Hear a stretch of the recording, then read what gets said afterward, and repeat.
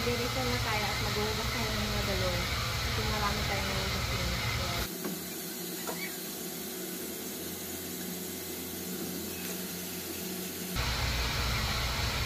Ang ginagawa ko ngayon guys, ay sinusulihan ko yung bawat cup. Ayan, bawat cup guys. So, hindi ng something, kaya atin na nahuhugas.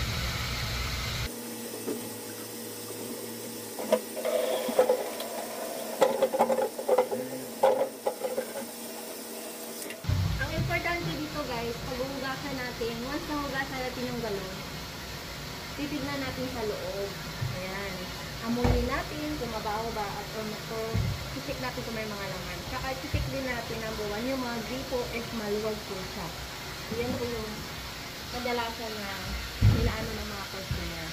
At saka, guys, lilinisan po natin ang maigi yan. Importante po sa loob talaga lagi.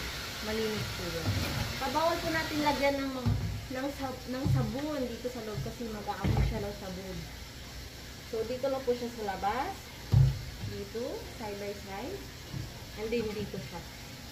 Ayan. Ganun lang po guys, kabilis maghugas ng galon kung paano i-ano yung mga galon guys. Ayan.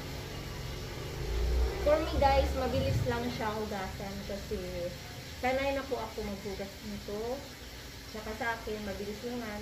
Mabilis na malinis po guys. So, yan. Pag baguhan ka pa, medyo maano ka pa kasi, sine-check mo yan lagi yung mga paano.